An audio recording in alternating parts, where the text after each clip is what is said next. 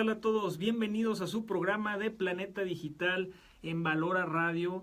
Y hoy vamos a hablar de un tema muy interesante que se llaman los riesgos del mal uso que existen en Internet. El excesivo o mal uso del Internet puede tener consecuencias para la salud física y psicológica. Las personas están dormidas y prefieren dormir a aceptar el dolor. Quiero mandar saludos a todas las personas que nos sintonizan todos los lunes y sábados a las 3 de la tarde en su programa de Planeta Digital.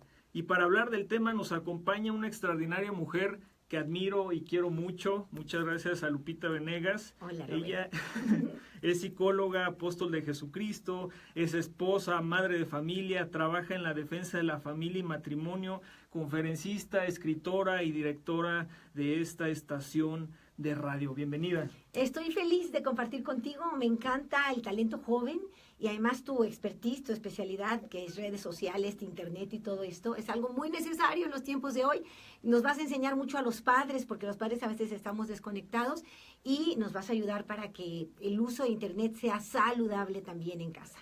Pues gracias, y invité a Lupita Venegas porque ella tiene el sustento psicológico, la experiencia con muchos de los padres de familia que me imagino que llegan contigo en cada una de tus conferencias, y vemos cómo pareciera que el Internet separa a las familias, desune a las familias, pero por otra parte también vemos cómo es una extraordinaria herramienta, como lo estamos haciendo ahora a través del streaming y a través de esta estación, para llegar a más personas, que de alguna u otra manera el objetivo por el cual me sumé al proyecto, y que le agradezco mucho a Lupita la invitación, es ayudar a la mayor cantidad de personas y seguir aprendiendo, ¿no? Seguir aprendiendo en el camino.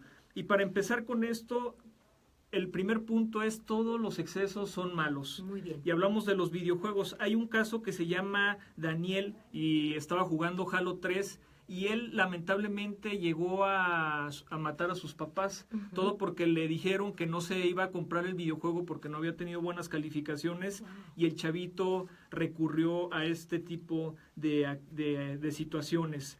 La empresa de Blizzard, que es creadores del juego de Diablo 3, dicen la siguiente frase: creemos que la moderación es claramente importante y que la vida diaria de una persona debe de tener prioridad sobre cualquier forma de entretenimiento. Y vamos a la primera pregunta, Lupita. ¿El Internet favorece el egoísmo y la agresividad que se vive en estos días? Pues como has dicho muy bien, Robert, yo creo que la respuesta no depende tanto del Internet o del medio en sí, porque los medios son eso. Los medios nos ayudan a usándolos correctamente, a llegar a nuestros fines, a nuestras metas. Pero cuando los medios no son usados correctamente, entonces pues vamos a tener problemas. Hay una definición de prudencia que me encanta. Dicen que la prudencia es usar los mejores medios para alcanzar los fines. Y yo creo que en el uso de Internet debemos usar esta virtud, la prudencia. Si nosotros no usamos lo mejor de la Internet para alcanzar nuestros fines, que al final es: yo quiero una familia sólida, una familia unida. No hay nada que valga más sobre esta tierra, Robert, que tu familia. Nada vale más que tu familia. Puedes tener tesoros, fortunas, belleza, poder, placeres. Nada vale más que tu familia, porque tus hijos necesitan de ti como papá, de tu esposa como mamá. Cuando esto lo deshacemos, vienen muchas consecuencias. Entonces tú dices, a ver, ¿Internet provoca egoísmo o promueve egoísmo? Si lo usamos mal, sí. ¿Por qué? Porque cuando yo entro a una pantalla, lo que estoy buscando un poquito es mi propia felicidad. El hombre naturalmente busca ser feliz. Si no hay atención en mi casa, si no hay actividad en casa, entonces yo me voy a refugiar en una pantalla. Y entro a la pantalla y en exceso me refugio en ella y empiezo a sentir como esa felicidad que no tengo fuera. Como valgo para alguien, a alguien le importo dentro de las pantallas, alguien me está dando algo que yo necesito. Y entonces se va creando una adicción. ¿Por qué? Porque obviamente esto no llena el alma del hombre. Ningún medio, ningún amor humano, ninguna tecnología llena las ansias del corazón del hombre. Por eso se crean adicciones. Yo empiezo a drogarme para olvidar mis penas, pero luego quiero más y más y más. Es una adicción. Empiezo a fumar para tranquilizar mi ansiedad, pero luego busco más y más y más. Incremento mi adicción al cigarro. Lo mismo el juego y lo mismo las pantallas. En el fondo, el ser humano busca llenar un hueco que tiene en el corazón, que es un hueco que solo se puede llenar con amor, pero lo llena, en este caso, con entretenimiento, como lo has dicho. Entonces, ¿en qué sentido sí favorece el egoísmo? El egoísmo es lo contrario al amor. Antes pensábamos es que lo contrario al amor es el odio. No es así. El egoísmo es lo contrario al amor. Por el amor, yo pienso en el otro y trato de hacerlo feliz. Por amor, yo cuido de mi esposo y lo atiendo con una rica merienda. Por amor, atiendo a mi hijo, hago la tarea con él, le ayudo a buscar una información. Pero a veces, cansada del trabajo, cansada de las presiones de la vida, yo no quiero ya nada, relación con nadie. Lo que quiero es distraerme un poco y me meto a mi pantalla, entretenerme y me olvido de los demás. Esto es lo contrario al amor. Pienso en mí, en mi necesidad, en mi cansancio y nada más. Se vale que pienses en ti, en tu necesidad, en tu cansancio, pero con la debida medida. Cuando ya es solo eso para ti, entonces claro que se fomenta el egoísmo. Y mira, muchas veces hay dos acostados en la cama, esposo o esposa, cada uno con su pantalla, cada uno en su rollo, haciendo vidas paralelas, porque aunque están a centímetros de distancia en la cama, están a kilómetros de distancia emocional y espiritualmente. Entonces, en ese sentido sí fomenta el egoísmo. Por el Internet mismo, no, por el uso que hacemos de él. Ok. Y esto da la siguiente pregunta que te voy a hacer. Muchos de los jóvenes, por estar en los videojuegos, en los celulares o la misma familia, se ha visto, he escuchado muchos comentarios que han perdido la habilidad de conectar con otras personas. Sí. La manera, no sé cómo le llamaríamos en la parte psicológica, de generar relaciones estables y saludables con sus semejantes. En el caso de los mismos compañeros, los adolescentes, de que se relacionan con otros chavos en lugar de relacionarse, ahora se la pasan encerrados en sus casas. Y esto a raíz de que, no sé si a mí me llegó a pasar, y yo creo que a ti también, cuando te portabas mal, tus papás te decían, bueno, te voy a quitar no te voy a dejar salir más bien. Y ahora si no te portas bien, no te voy a quitar el celular o te voy a quitar la tablet. Entonces la pregunta es, ¿cómo nos afecta o cómo puede afectar a los adolescentes el uso del Internet para crear estas relaciones? De hecho, hay un síndrome que la Sociedad Americana de Pediatría ya ha tipificado, que es un síndrome por el cual el joven, el niño, no puede relacionarse con las otras personas. No tiene la habilidad para sonreír, para conectar emociones.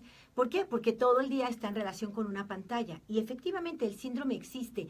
Es ya de forma, digamos, si queremos usar un término, es un tipo muy bajo, si quieres llamarlo así, es un tipo muy bajo de autismo. Es una forma que impide relacionarte con el otro, darle un abrazo, tener una mirada, el juego cuerpo a cuerpo que es tan bueno para el desarrollo social y también muscular de los hijos. Eso ya no se da porque precisamente estamos metidos en una pantalla. Como bien dijiste, Robert, el problema viene por el exceso en el consumo de las redes, del Internet, de las pantallas. Lo saludable, lo que yo siempre recomiendo a las familias es una dieta de pantallas, una dieta de Internet.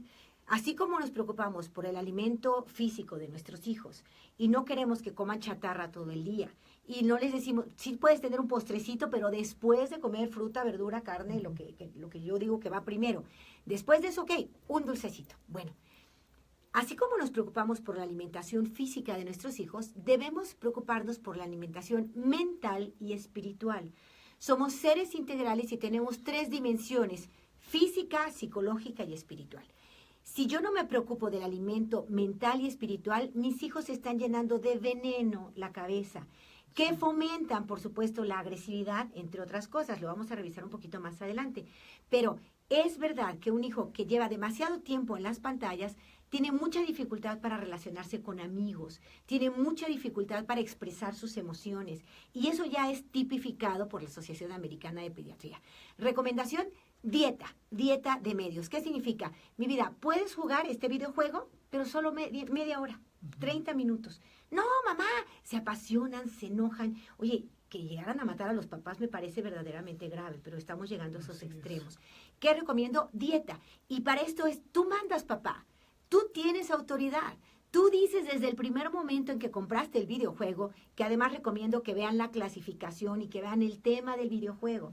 Hay videojuegos que consisten en destruir la autoridad. No hay que comprar esos. Hay otros muy interesantes que generan conocimiento, cultura. Bueno, elijan, papás, no cualquier juego, no porque está de moda, porque estamos envenenando a nuestros hijos. Entonces, primero, elige bien el videojuego que le vas a comprar. Que sea educativo, que sea cultural, que sea, por supuesto, entretenido. Está bien, pero elige y busca la clasificación que siempre los videojuegos tienen a mano.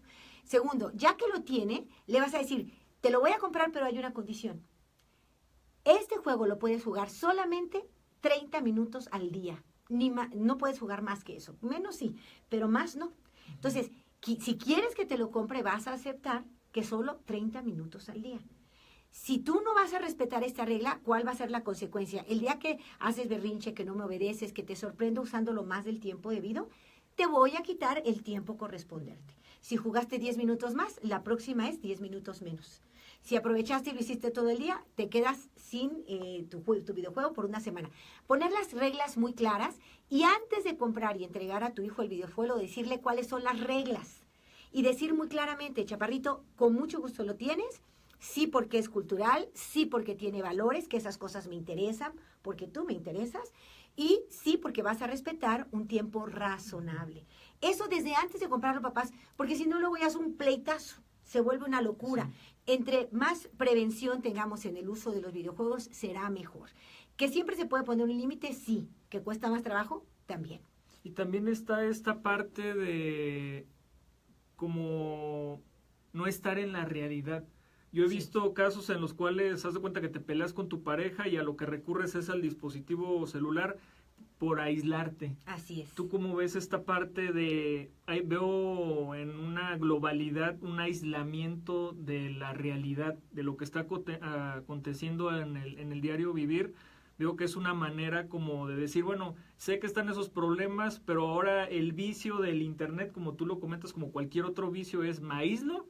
No me importa lo que esté pasando y yo estoy adentro del internet. Y es tristísimo, es la actitud del avestruz. El avestruz dicen que ve el peligro, aunque parece que es un mito, pero el avestruz ve el peligro y entonces mete la cabeza abajo de la tierra y así siente que no hay peligro, pero el peligro ahí está, ¿no? Entonces, es verdad, es otro de los síntomas. Yo no puedo relacionarme con los demás, puedo tener o llegar a tener niveles de autismo, aunque sean pequeños o bajos, pero se pueden tener problemas para expresar tus emociones, para expresar tus pensamientos, pero además es verdad, es un mecanismo de defensa como cualquier adicción. Yo si tomo, me olvido de mis penas. Yo si me drogo, me olvido de mis penas. Yo si juego un videojuego, me olvido de mis penas. Pero olvidarte de las penas nunca es solución, es complicación.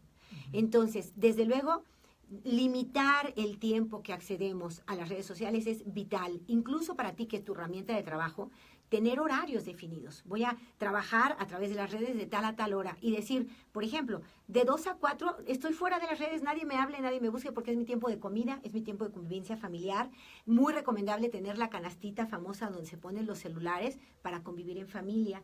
Muy recomendable decir a partir de las 10 de la noche o del límite que cada familia ponga, los celulares a la canasta, no pueden estar en las habitaciones, no pueden haber pantallas en las habitaciones porque también hay un fenómeno de jóvenes que no duermen porque están en las pantallas por la madrugada, no duermen. Y sabes que esto genera locura. Se está dando origen a muchos tipos de psicosis, Robert. Hoy 1 de cada 4 jóvenes tiene un problema químico cerebral y tiene que ver con que no duerme porque está en las pantallas por la noche. Otra regla importante de poner a tiempo en casa es no hay pantallas en las habitaciones, pero ni siquiera televisión, de verdad. Que haya una área de la casa donde las pantallas funcionan, donde se accede a ellas. Claro, quiero información, quiero noticieros, quiero entretenimiento, se vale, con un tiempo razonable en un área común. Porque de lo contrario, entramos a páginas que nos pueden hacer mucho daño. Y la curiosidad natural te hace entrar a ellas. No solo páginas de sexo, que es un terrible problema hoy, sino también páginas de violencia, páginas que invitan a las chicas a ser anoréxicas, a los jóvenes a suicidarse, a hacer cosas tremendas que los están motivando a través de las redes. Entonces, acuérdate, reglas claras, medidas adecuadas y, por supuesto, el internet no puede estar por demasiado tiempo en casa. Tienes que limitar ese tiempo. Excelente, pues bueno, es una información muy importante lo que nos acabas de compartir en esta parte. Y ahora vamos a hablar de los casos en suicidios en las redes sociales que hemos visto cómo se ha incrementado de una manera exponencial en los últimos años. Y aquí tengo un caso que les quiero compartir de una chava de 14 años que antes de suicidarse le comentaba a un amigo, ¿me querrías más muerta? Y el amigo le respondió, no, nunca digas eso, no quiero vivir más. ¿Qué ocurrió?, le pregunta el amigo. Estoy cansada de que mi vida no tenga sentido. Y después de esto, la chavita lamentablemente se colgó en una puerta del baño. ¿Cómo los jóvenes, Lupita, y no tan jóvenes, pueden encontrarle un sentido a la vida? Porque a lo mejor muchos de los papás que normalmente a mí me escriben diciéndome es que mi hijo no me hace caso y todo eso, yo no soy psicólogo, pero tú sí eres psicóloga, los puedas orientar en este sentido de cómo los papás le pueden dar ese sentido de vida a sus hijos. Te voy a contar una anécdota y luego dar unas recomendaciones. Yo me acuerdo mucho de don Poncho, un trabajador que tenía en mi casa, que ayudaba con el jardín y con muchas cosas. Don Poncho era muy buena persona, un señor humilde de una ranchería allá por Michoacán, y siempre nos sirvió en casa como un jardinero y un trabajador en general, ¿no? En una ocasión vino con su hijo a la casa y yo buscaba un billete de 100 pesos que había dejado en un cajón. No encontré el billete y él le decía, Poncho, qué raro que no está este billete, yo lo dejé en el cajón. Y le dije, ¿sabes? Tu hijo es la primera vez que viene. ¿No será que tuvo la tentación y lo tomó? ¿Puedes tú platicar con él? Y entonces, antes de nada, me queda viendo muy fijo a los ojos don Poncho y me dice, señora Lupita, nosotros somos pobres, pero honrados. Estoy seguro, meto la mano al fuego, pero mi hijo no robó. Y yo queriendo suavizar, no, yo no estoy diciendo que robó, estoy diciendo que como es joven, pudo tener la tentación, pudo tomar el dinero. Puede ser, Poncho. No, señora, yo transmito valores a mis hijos y les he hablado del valor de la honestidad. Y yo jamás he tomado algo que no sea mío y les he enseñado a que ellos no lo deben hacer tampoco. Yo le garantizo que mi hijo no lo hizo. Bueno, a mí me conmovió la convicción con la que me habló, la seguridad con la que defendió a su hijo, diciendo, él es honesto. Y en efecto, el hijo no lo había tomado, había sido alguien más. Ya eso se los contaré después. Pero fue muy, muy bello el entender de parte de don Poncho, que es sabio hombre, que me decía, los valores se transmiten y yo los transmito. ¿Por qué los hijos de hoy no tienen sentido de vida? Te voy a hacer como en retrospectiva una pequeña explicación, Robert. Nuestros bisabuelos, yo soy todavía una generación arriba de ti, entonces tus tatarabuelos, mis bisabuelos transmitían su credo, es decir, creían con fe en un Dios y en unos valores morales y los transmitían sin miedo.